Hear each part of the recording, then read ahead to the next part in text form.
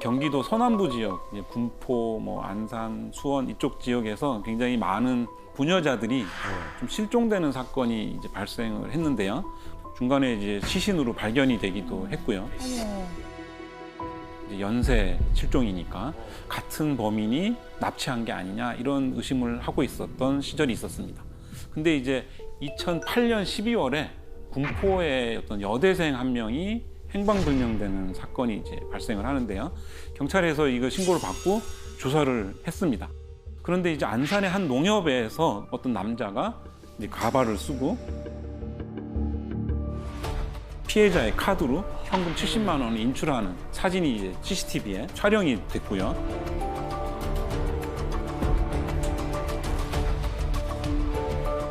행방불명되는 그 시점을 중심으로 해서 범행 시간에 일단 통과된 차들을 CCTV를 이제 많이 분석을 했는데 그 중에 검은색 에쿠스가 이제 용의 차량으로 이게 떠오르게 되는데 차량 명의자는 보니까 여성이었어요. 60대 여성이었는데 그 사람한테 전화를 했더니 사실 운전은 아들이 하고 있다 이렇게 얘기를 합니다. 10명의 여성을 살해한 네, 강호순.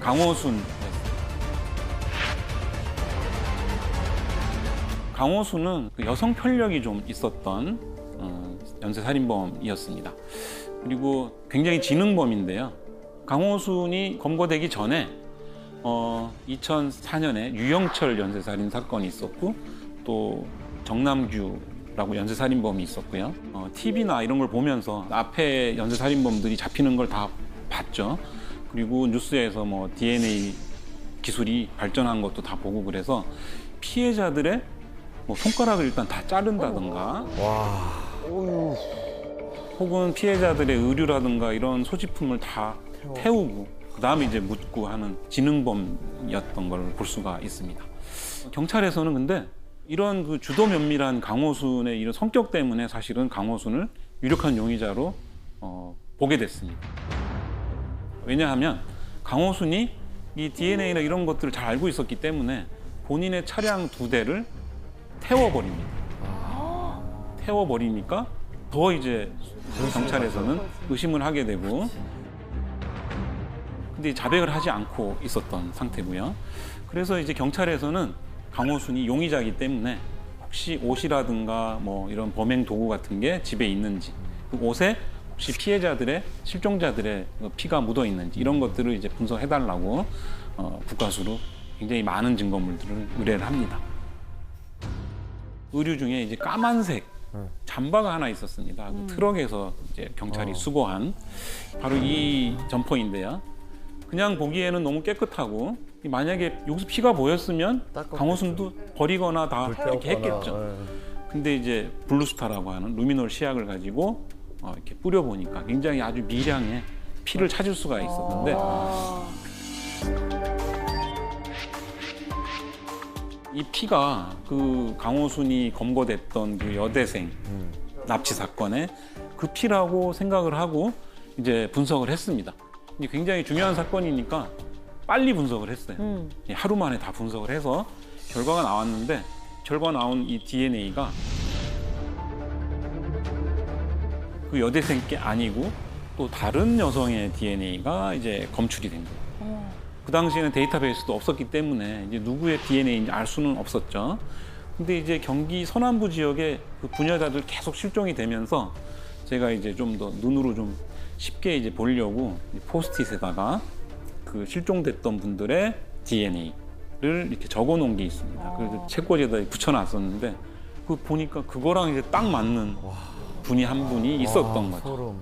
그래서 정말 이제 소름이 좀 쫙 끼치면서 바로 그날 저녁에 이제 담당 경찰서 경기 남부지방청에 전화를 해서 그 피가 한 달 전에 실종됐던 다른 여성의 DNA다.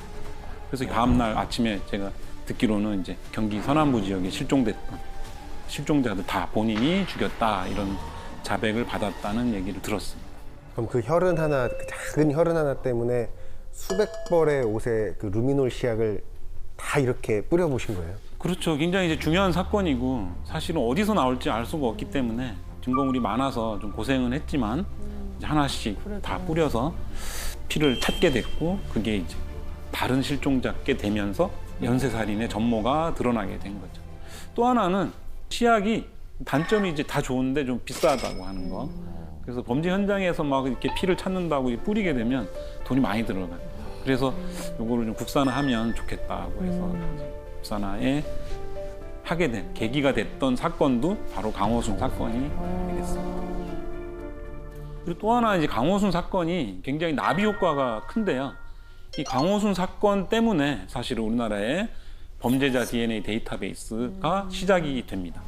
처음에 2004년에 유영철 연쇄살인 사건 때 외국처럼 우리나라도 범죄자 DNA 데이터베이스를 만들자라고 하는 그런 움직임이 있었는데 당시에는 좀 그게 실패했어요.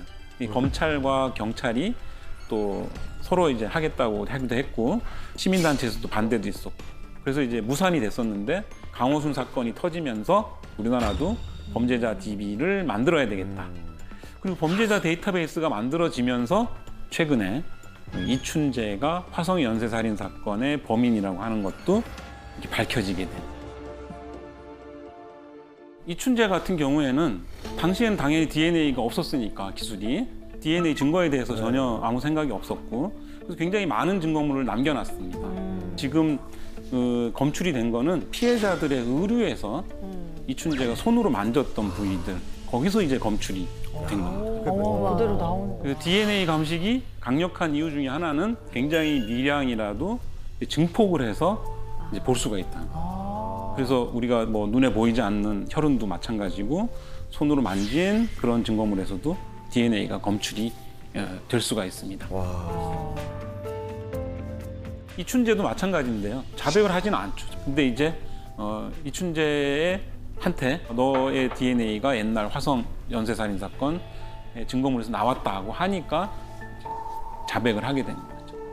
DNA가 나왔다고 하니 내가 자백을 한다 이렇게 얘기를 했습니다.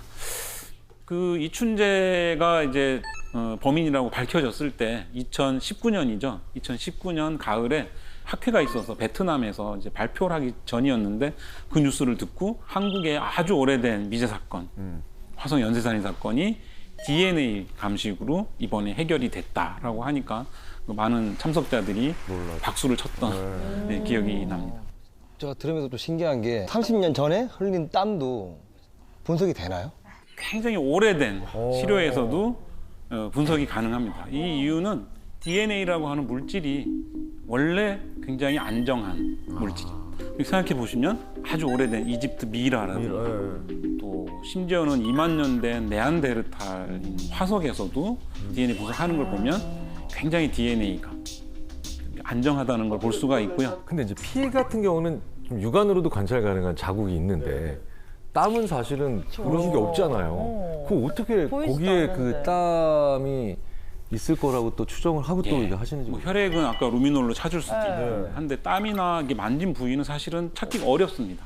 그걸 찾기 위한 연구는 지금 하고 있지만 일단은 있을 것 같은 부위를 닦는 거죠. 아, 목 뒤, 누렇게 그렇죠. 되는데. 뭐 장갑이면 안쪽, 뭐 팬티면 또 어디 만질 수 있는 사이즈가 작으면 다 닦을 수도 있고. 그리고 광원이나 이런 게 있습니다. 그래서 그 과수 요원들이 그 들고 다니는 그 프레시 같은 게 있는데 눈에 잘 안 보이는 아주 미량의 흔적도 일단 찾을 수가 있습니다. 아.